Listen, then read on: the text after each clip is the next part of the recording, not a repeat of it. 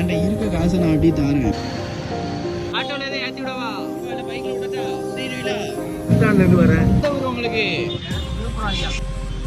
எத்தனை பிள்ளைங்க உங்களுக்கு? வீட்டம்மா இருக்காங்களா?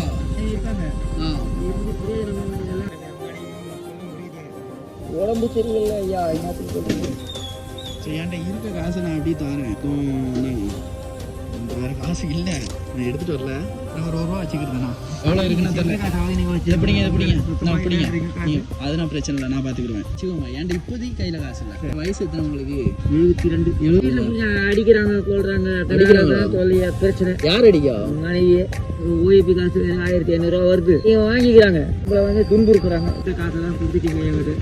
நீங்க ரொம்ப 100 ஆண்டு காலம் வாழ்க. அவ்வளோதான். பேர் எனக்கு நீ? பாபாஜான். சொல்லிக்கிட்டே இருக்கு எந்த நேரம். முடிஞ்ச வரைக்கும் 5 வேலையும் போயிரு ஐயா. இந்த உலகம் வந்து அழிய போற உலகம்.